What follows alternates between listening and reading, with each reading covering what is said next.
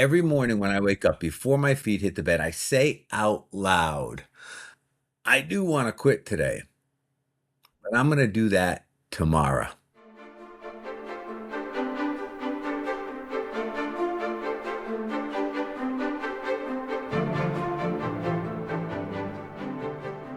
I want you to join me in welcoming the amazing Patrick Precourt. Brother, how in the world are you? I am doing fantastic, Andrew, and I appreciate that intro, man. I'm like, man, I want to listen to this guy.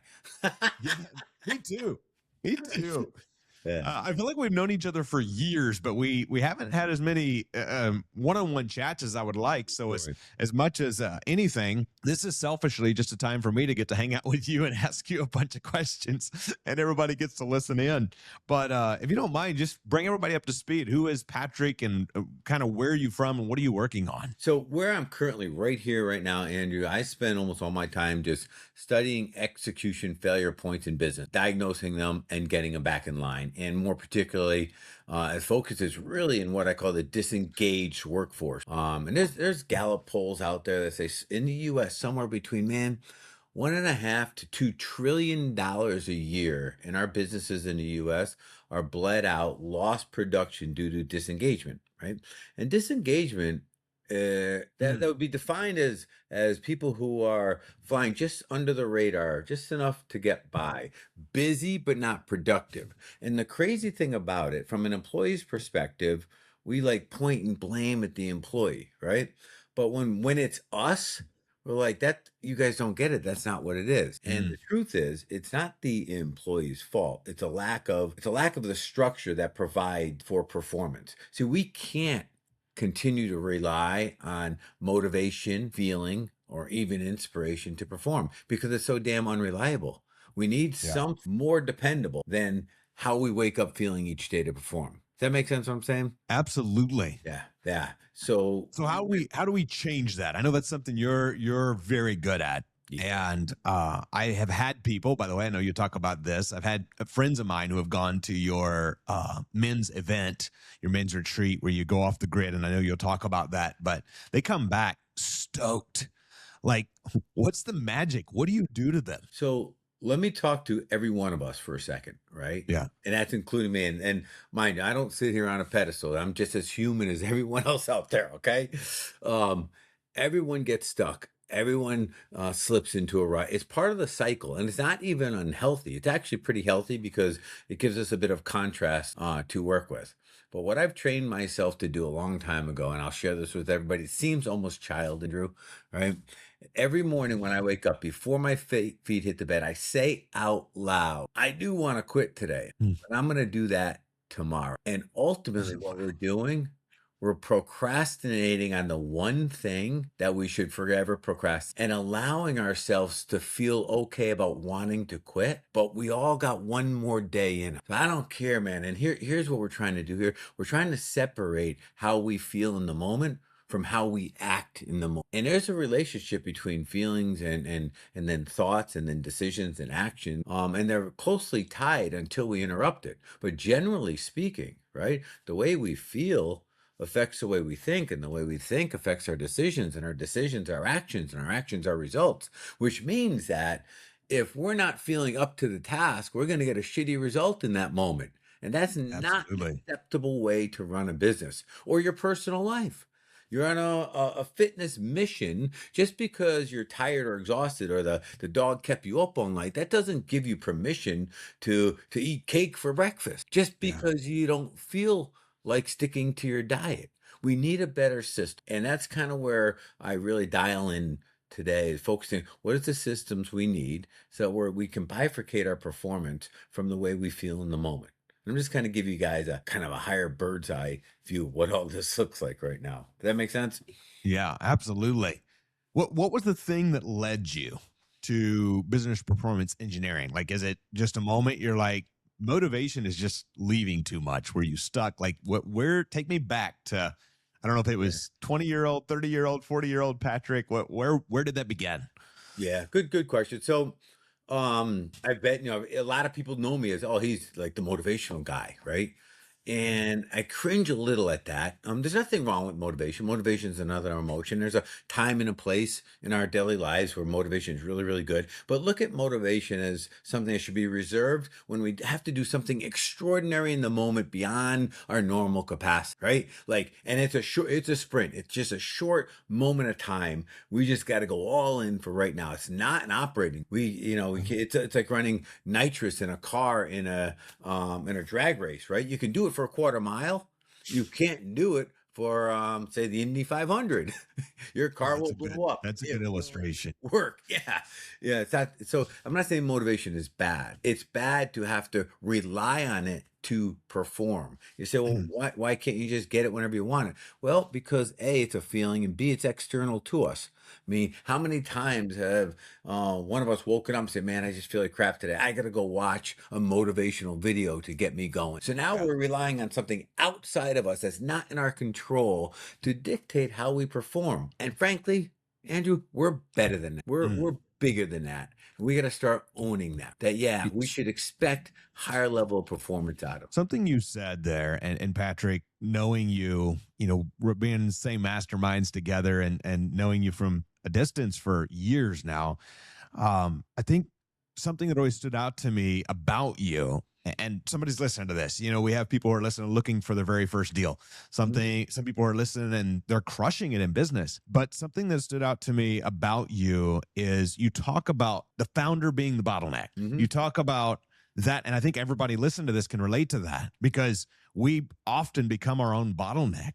How does that most often show up? How do we fix that? How do we change that? Yeah, so I guess those are a couple different questions there. So founder being the bottleneck. So this would be a little different if you're a solopreneur or versus you have a team. But either way, the elements are the same. Your business can't outperform you as the founder, the leader of your business. Period.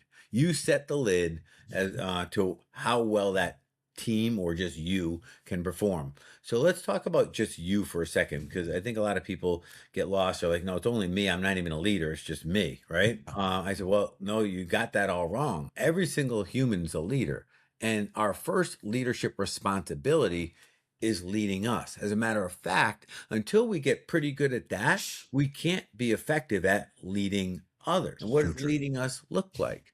Well, that means us creating some certainty in the way we respond to circumstances around us, some consistency, which means, again, we go back to we've got to separate ourselves from the way we feel. Bring up the word trigger, right? Ever been triggered? And the answer is everybody's been triggered. Trigger's gotten a bad rap over the last few years. Trigger is really another definition of trigger is just a shortcut the brain makes so it can make fast decisions based on limited data. That's a Mm. trigger. It because the brain's got so much to process, it's really good at creating efficiencies. And all a trigger is, it sees a repeated bit of data points and recognizes them, and it pulls back what they mean. That's all. But that's not where it stops. That's just the incoming signal. See, once we get triggered, and there's an emotional response because it goes from trigger, thought, emotional response to the thought, right? Now the big part that makes humans what separates humans from all other mammals on earth is that once we're triggered, we can actually stop, pause, think about what we're thinking about. And if the way we now feel is not in alignment, Andrew, with like what we're trying to do or accomplish, we can actually change what we're thinking about. And once we change what we're thinking about, we can pull up a whole new meaning, emotion. And once we bring that emotion into our critical thinking, our awareness, it becomes a feeling. And that's where the word feeling comes from. We actually feel what we're thinking. And that has to do with the chemical response that's going on through our body. So now we're feeling something different, but now we're feeling something that's in alignment with the outcomes that we're trying to get. So let's use a real life example because I know it's a lot there. Let's say I get in a fight with my wife. I get home and I've had a long day at work and she's had a long day at work. She says something in a certain tonality and it triggers. I'm using this example because it go back a few years in our marriage. This is real life. And She uses the tonality, and the tonality I had attached a previous meaning to, something along the lines of it being disrespectful, right? So that, of course, attacked me as a man. This happens immediately, right? So I get all fired up, and then I respond in a tonality that's her tonality magnified a few times over, and Mm, then the that explodes into a battle, and the night burns down. yeah, Good. Was that my intended outcome when I was certainly not. home in a, and all I want to do is kind of get home and just sit with my wife, maybe have a glass of wine together and just chill? Of course it was. So watch how this now plays out, right? Same incident. I get home and I get triggered same way. But now, because I'm a human mammal, I can change the meaning around it. And the meaning now goes like this. My wife responds like that. She does it subconsciously. And that's her signal that she needs me more than ever as a leader right now. And I got Mm, to show up. I raise my hand to accept that responsibility. I can't be a little bitch right now about this. I got to be yeah. there for her. She needs me more than ever. And it completely flops around to, okay, time to put on your big boy panties, Pat, and be the man of the house and be there for your. Now you can imagine how that changes my response back to her. Honey, I got you. And you give her a hug. Then you see how the night progresses after. That's how powerful. So somebody listen to this because my self talk used to be horrible. Mhm. And it took years of me constantly, actually, a dear friend and brother, to come into my life, accountability partner, and call me out on this day in and day out for months in order for me to get it. Maybe I'm a slow learner. I don't know. And at the same time, somebody listening to this and they go, "You just described my life." Like it's clicking. Maybe it's business, maybe it's relationship. Like, what is that shift? How do we change that in the moment and not fall back into that old pattern? So there's a couple things here. Awareness is one of them, right? If you're not aware of it, if you're not being conscious to it, then you can't do anything. Two is coming to terms with your reality in the moment, your truth, and Yeah. not hiding behind a facade any longer. Accepting Mm, things for what they are. Don't make them any worse than they are, and don't make them any better than they are. Just what is your truth? What is your reality right now? But let's talk about a piece of this that we really don't hear too much about. Oftentimes, we want something more in our lives. When I say often, like all the time, right? We yeah. always want more. And it's at those times that we switch into the self-sabotaging mode where this little voice creeps in, like, man, like I'm an imposter here. I'm not good enough. This is gonna fail. How, like, what are they gonna think of me? And all of these other condemning voices creep into our brain just at the moment we want to take a step forward. And what do? We cower to them, we step back, and we distract and go do something else, right? So why does that happen? And this is what I mean by awareness. That little voice is another version of you. I call it your shadow ego. Your ego's a pain in the nuts. I'm not gonna lie.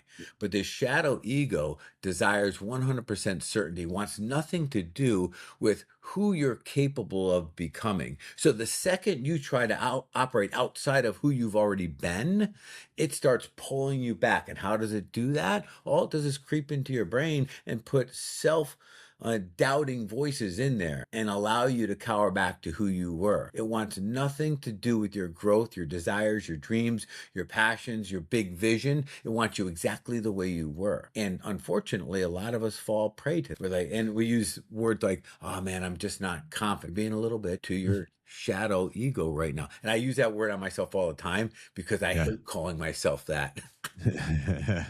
You need It self kicks into acts, the right? Some and I kid you not, Andrew. Sometimes I'll be like playing the weak position, right? Mm, I slip into, instead of fighting to win, you slip back into fighting not to lose. I'll be like, Pat, stop.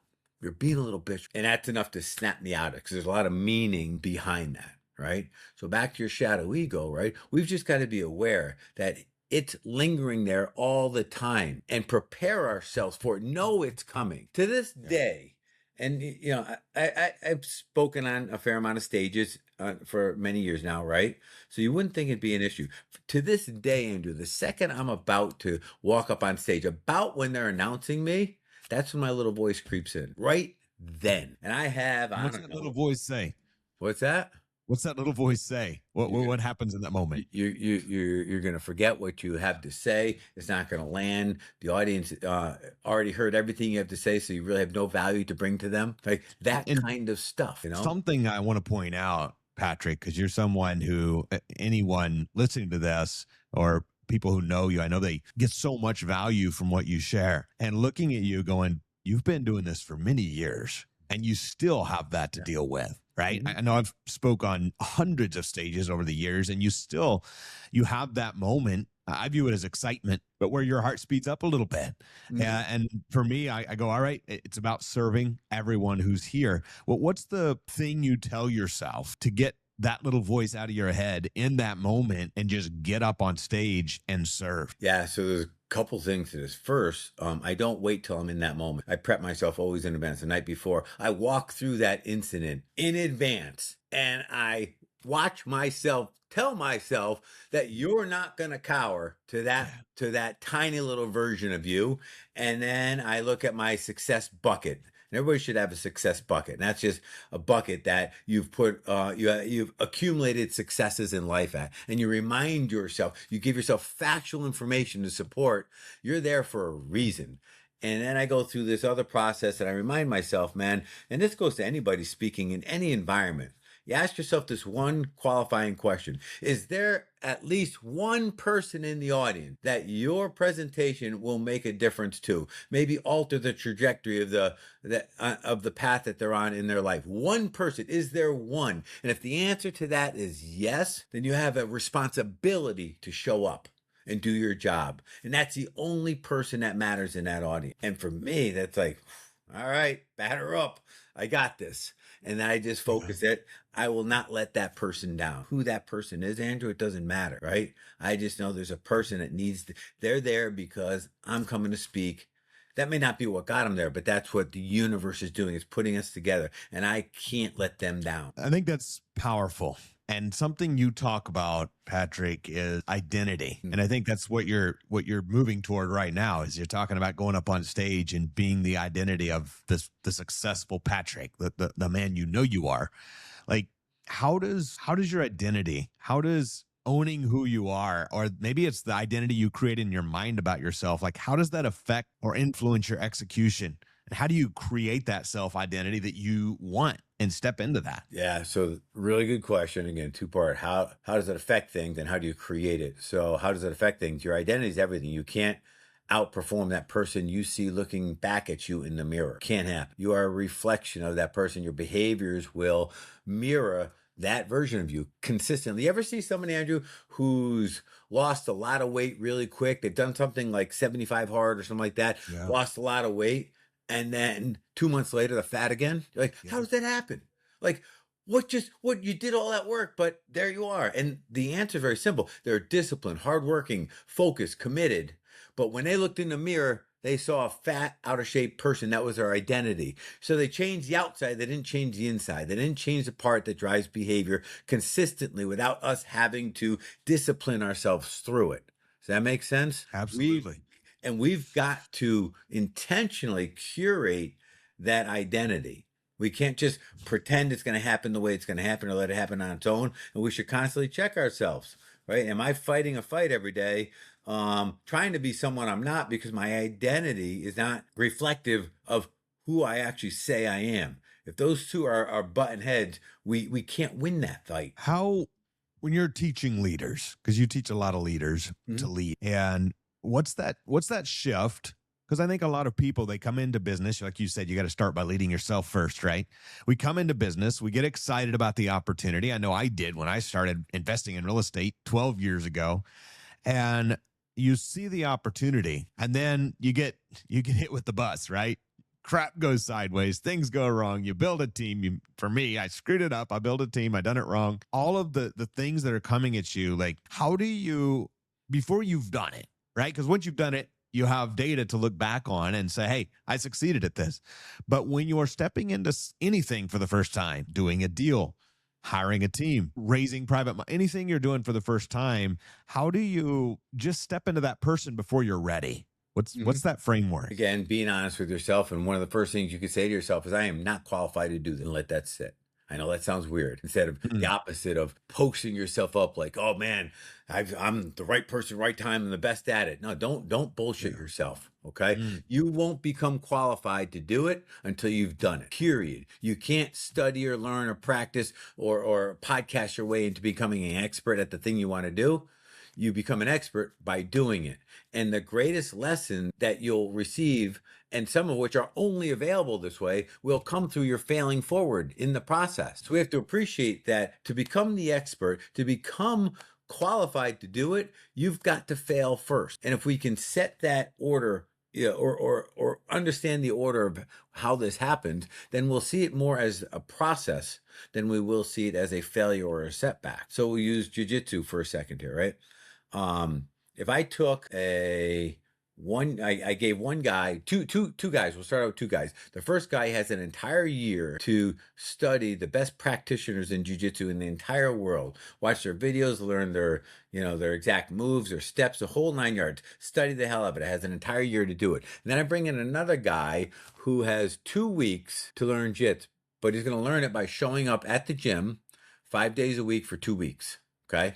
When I put these guys together, 1 year, 2 weeks, the guy who's been on the mats for 2 weeks, even though he got submitted every night multiple times, choked out, tapped out so many times, he was going to kick the crap out of this guy every single time because the lessons are learned through execution. They're not learned through study. We can gain information through study. We gain knowledge through the application of the information. Does that make sense? Makes absolute sense. And I think that's a powerful shift because there's always the balance, overused word, but the balance of learn, do.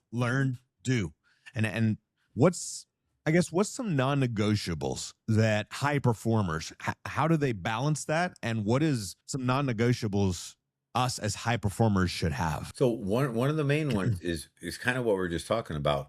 Is so there's two types of failures. There's failure quit and there's failure grow. Okay. Now we use the same word failure, but to high performers there is only one failure, growth. So there's no real failure. There's only growing forward. So we execute and we go through some sort of feedback loop. What just happened? What worked? What didn't? What did I learn? Now what am I going to do differently? And that's a common debrief you do daily if it fits what you're doing, right? Now, no matter what happened, you can only learn and grow forward because you collect the data, what worked and what didn't. You analyze it, what did I learn? And then you discipline yourself to move forward. What am I going to do differently from this new bit of information? You can't not grow forward. Does that make sense?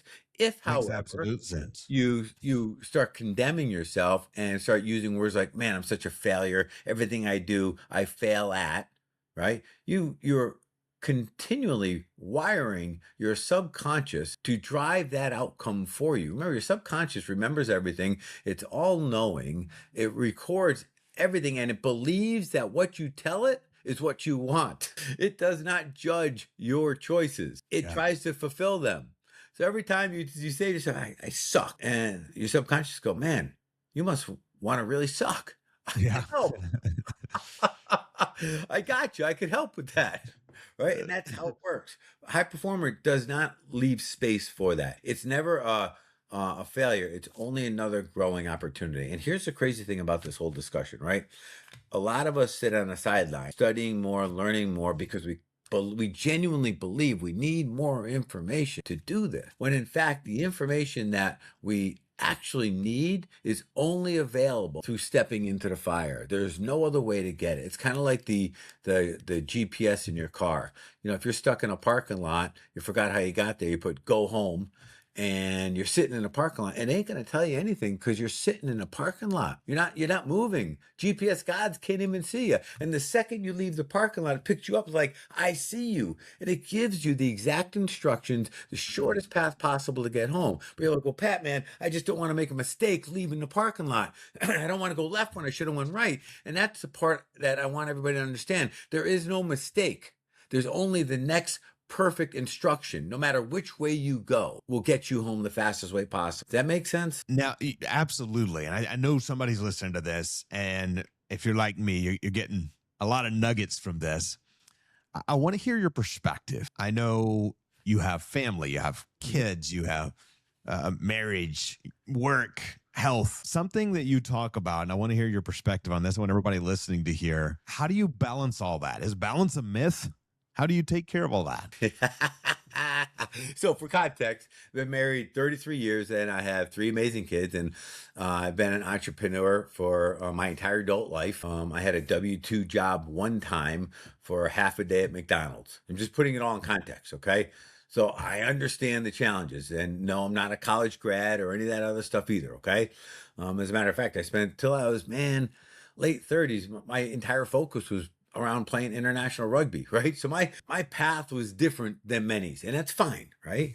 But been Yeah. married for a bunch of years and raised three amazing kids, and never, ever, ever, ever would I tell you that things were balanced. And I think it goes like this, Andrew, and this is one man's opinion, but it's a construct that seems to work pretty good. What if we appreciate that balance is not the goal? The goal is harmony. And if we use nature as our leader on this, we look into nature, say, there's virtually nothing in nature that is actually balanced. Like you look at the animal world, you're either a predator eating shit or you're prey getting eaten. But there is Yeah. no balance in that relationship. But you serve a greater harmony, which is the perpetuation of a healthy, right? Nature. The tides are either coming in or going out. They're never just sitting there doing nothing, right? Trees are either growing or they're dying. They're not just Yeah. doing nothing. So if back in our lives we say, well, all right, maybe balance isn't it? Harmony. But what does harmony look like? When you first get married, relationships are very, very important. It's probably high in one of your basic human needs, relationships at that point in your life. But 20 years later, you may be a lot more focused on your career up until that first child shows up. And then we're back to relationships again. And we cycle in and out of where our energy flows. And if we can, especially, and I'm guessing the question has a lot to do with how do you balance home life Yeah. with business. If we can bring the family into the bigger vision, like when I do travel a lot seasonally, Yeah. right? And it's always been, not always, but after we grew up and learned this stuff, right? It's been part of our MO so that the family always knows where I'm going and why I'm doing. So it's not dad's leaving. It's Yeah. this is part of our bigger family vision. They get to see how it fits in. Now everybody's got, when I'm away, everybody has a role because kids, wife, they have to step up and do different things back at home. We're all part of the same machine here. But when I isolate myself, they don't know what I do at work, why I do it at work, why I'm leaving again. Now it's dad's away leaving again. Mm. You see the difference there? And to our ability to manage that, and so that everybody, I don't care how young your kids are, start talking to them when they don't understand words yet. But when they, Yeah. as a family can see how the pieces work together, there might be a point, and this happened in our relationship, and we just adjusted to it. Like, you know what? It's better for our mission for me to travel a little less. Mm. Okay, fine. What does that look like? And how do we just adjust the business model to accommodate? And we adjust accordingly. Is that balancing it? No, that's keeping harmony amongst all the. This is when our kids were, younger, and all three of them were playing sports and just very busy and going every which direction. Just made more sense for me to be home a lot more than I was. That makes sense? Yeah, absolutely. I have a couple more questions. Sure. I could have this chat all day. I love this stuff. I have a question for you on somebody listening to this wanting to improve their performance, like today. You've talked about a lot of high level strategies, I guess, for the performance somebody wants to improve today. What's like two or three things as soon as this podcast is done, they can today start making a change? So first I'll give you is it's a tool, right? I call it performance ladder, right? Picture a ladder. At the top of the ladder, you put that goal that matters to you. That's two parts. Goal that matters, right? The goal is immeasurable. The matters is the why behind it, the emotion that it means to you, the result of the result, okay? And that's another discussion. Make sure your goals matter to you. You're not going to have the fight to fight when they get hard. And so ladder, rungs on a ladder, your big, hairy, audacious goal at the top. Now, here's a problem oftentimes, Andrew, especially as newer entrepreneurs, we create goals that we don't even fully believe are possible. So true. They sound good. They look good. You got all artsy on your vision board about it, but you don't deeply believe that you're the person to accomplish that outcome. And there's a mega problem there. The problem is our behavior will follow our belief. not our desire. Henry Ford, what can or you believe you can't. Either way, you're dead You're on, right. right? Yeah. So how do you solve them? Well, one solution would be make weaker goals. And that's not my solution now. Okay. Let's keep the goal, but now let's build rungs on a ladder to get. Let's figure out what rungs look like. Rungs are all the milestones necessary to reach that top line goal. Couple rules with creating these rungs. Okay. Rule number one is they got to be challenging and possible. This is a big one. Okay. So each rung is spaced just far enough to where it's hard, but you believe it's possible. Okay? So that's the first rule about building your rungs on your ladder. And the second rule is once you get on this damn ladder, stop looking at anybody else's ladder. It's the big one for a lot of us, right? We start comparing ourselves to everything else that's going on around us. We need our intense focus on our next rung. And the second we get distracted by someone else's ladder, it pulls all of that energy off our focus. Listen to these two words, attention and focus. Attention is something that gets stolen from us. Focus is something that we give, but the energy comes from the same source. We have a limited bucket of this energy, and we either let it get stolen through our attention elsewhere, or we get to focus it in on what matters to us. See the difference there? Powerful description. Once we have our ladder, the last rule is this, right? We only focus on our next rung. We never look past that until we're safely on that mile. We've made that mile. What this does is it allows us to believe 100% in what we're focused on today, which is an amazing way to knock down some really big things. Is it hard? Yeah. You know what? If we polled all of your listeners, I bet very few of them would say, "Hey, I'm afraid of hard." I don't think that's a Right. problem, and I don't think hard work or a lack of discipline or work ethic. I don't see any of that as the issue. Right? It's these other little conundrums that get in our way. That kind of knock us back off our ladder, push us into a ditch. So build a ladder, keep your big, hairy, audacious goals, spend the time to put rungs on the ladder, okay? And then abide by the rules. Only focus on your ladder and only focus on the next rung at one time and just go day after day. And remember waking up the same way, man. I want to quit, and that's okay, but I'm going to put that off till Powerful perspective. I want to ask one more question, but before I do, I want to do something I've never done before on a pod, if you're okay with it. I want to do 4 rapid fire questions. I ask a question, you give a whatever is comfortable, 20 to 60-second synopsis of an answer. These are questions as I was getting ready for this, and I'm thinking, my gosh, there's a lot of things. I've knowing you for years and watching the results you get for people. I'm like, there's so many things I could ask. So here's the 4 questions. Let's go. What's a hard truth that people don't want to hear about succeeding and about being a success? that we will never arrive. Mm. In that we think that when we build a big business, then cash out, that we'll have arrived. But there's a Yeah. part of us in our DNA that's wired to ride this ride to the end, meaning our last breath. And that's okay. That's what keeps us alive. That's what allows us to live long, long lives in this world. It's the journey is never over, and that's also why that one cliche is so powerful. It's not about the destination, it's about the journey. And it reminds you, well, if the destination never happened, we best figure out how to enjoy the hell out of What makes motivation dangerous? the reliance on it as a drug. Motivation, dopamine, we get that rise, but then you pull away the motivation, which is outside of our control. It's external to us. We lose the high. We go into a rut. It's like any other drug. Whatever high you get, you're going to get an equal rut right after. What's the biggest lie most people believe about productivity? The biggest line about productivity, that it's a function of choice versus a function of systems. Productivity, consistent, reliable productivity is a function of the systems by which you operate. It's not about what you choose to do or your discipline or your focus or your commitment. It's nothing to do with that. That'll get short bursts of execution. But true productivity, consistency comes from proper systems to execute with. And what separates us who are high performers from those who stay stuck? I think, a bit of advice was when I was about to step into my first MMA cage fight, Andrew, a gentleman approached me. This will take more than 60 seconds, but a It's gentleman okay. approached me. His name was Mikey Burnett, and I didn't know him at the time. He was a former old school UFC guy from like the NHB days. They called the no holds barred, with just anything went in the cage. And he walked in the locker room, and I was all alone because our entire team was out supporting the next guy fighting. He walked up to me, and in short, he said, "Hey, Pat, I see it in your eyes." Mind you, again, out of the blue. But I could tell he was a fighter. He goes, "You're fighting the wrong fight." He goes, "You're fighting the fight out in that cage right now. You're worried about your training, your preparation, your injuries.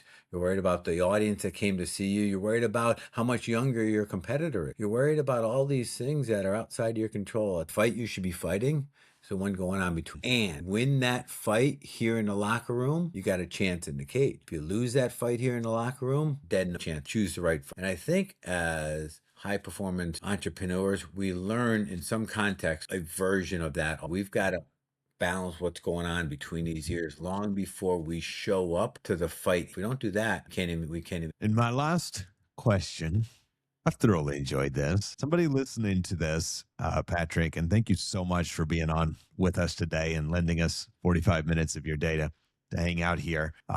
Is what are you working on? How can people find you, work with you, reach you? Yeah, easy to reach. So anywhere on the social media is Patrick Precourt. There's me and there's my son by the same name, but you'll probably know the difference between the two. Okay. So very responsive on, in DMs and stuff like that. Yeah. And we're working on a few different things. I think you had mentioned we have a men's program called the Elite Edge Experience, which I have a couple partners who are former Navy SEALs. And we go up in the mountains for 5 days, and we go through an extraordinary experience. And it's not rah rah kind of scream at alpha macho kind of thing at all. It's about growing us as men, leaders, husbands, as dads, right? So that's one of our events coming up. We also have a product that's just launching right now, and it's for solopreneurs and small team founders. It effectively is your executive board, a 12 board member, but it's virtual AI assisted service that we're providing. And if anybody's interested, if that sounds at all interesting to you, I'll just send you, because it a little longer to explain, but effectively it keeps you accountable as the founder, as the CEO of your organization, even if you're a solopreneur, and actually probably more importantly as a solopreneur, because you don't have anyone on making tough decisions or anyone else holding you accountable to what you should be doing. And this fills in all of, so it's pretty. Definitely go check out what Patrick has going. And John, let's put those links for everyone listening in the chat, and not the chat, but the description. Patrick, thank you so much for being here, brother. I'm excited to see you again soon. And anything you need from me, you let me know, and be blessed, brother. Thank you so much. Honored to be here, and thanks for having me on, brother.